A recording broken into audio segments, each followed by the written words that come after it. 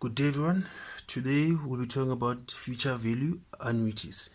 Future value annuities are just regular payments or deposit you make into an account so that you can accumulate a certain amount of money after a certain given period of time, subject to compound interest.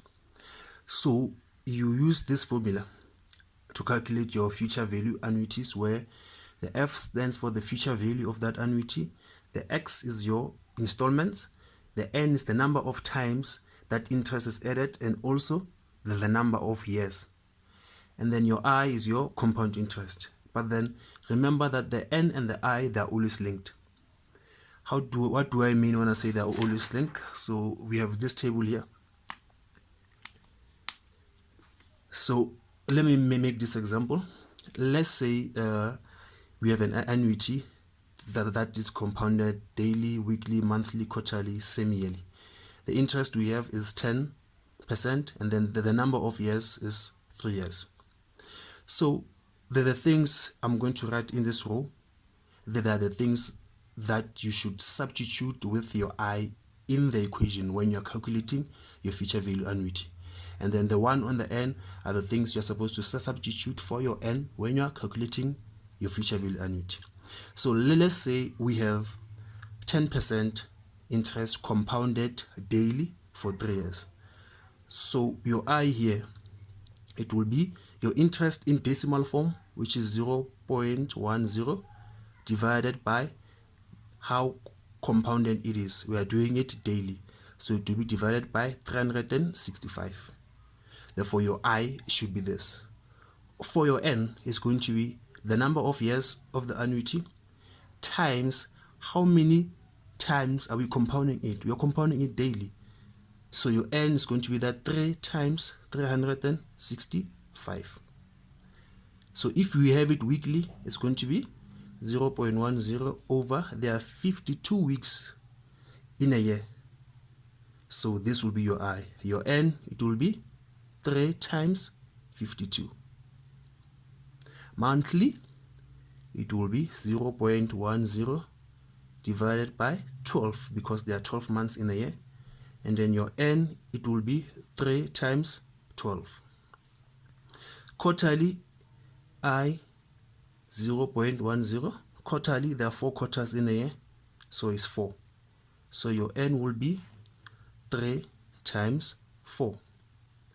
Semi-yearly, it means that we're doing it 2 times a year, so your I will be 0.10 all over 2, while your N will be 3 times 2. So that's what I mean when I say that the N here is different from the previous N we learned in grade 11. It's still the number of years, but it's linked to the I. So it's the number of years, yes, but it's also the number of times that the interest will be added.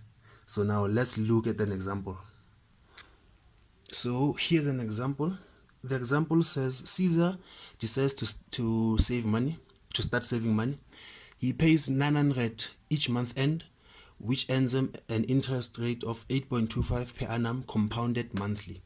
So the question is, what is the balance of this after 29 years? So 29 years later.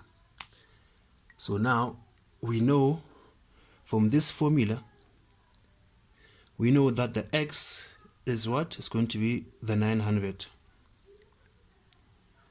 into 1 plus our I. The interest rate is 8.25%, so I must write it in a decimal form. So it's 0.0825 divided by, it's what? It's compounded monthly. So monthly I divided by 12. So it's divided by 12. Close. To the power N, we have what? 29 years. But it's 29 years in which every month of that 29 years we receive this interest. So it's going to be 29 times 12. 29 times 12 minus that one. All over, the interest will still be the 0.0825 divided by the 12. And then if you plug this into your calculator, you'll get that the balance after 29 years will be 1,289,665 rands 6 cents. You see?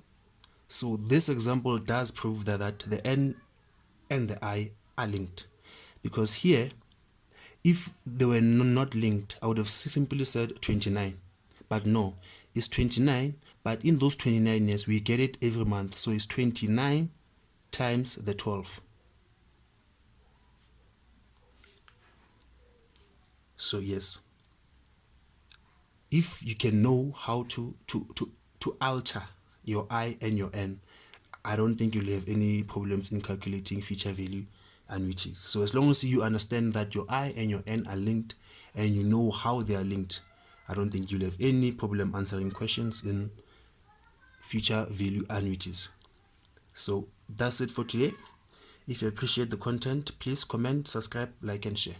Thank you and goodbye.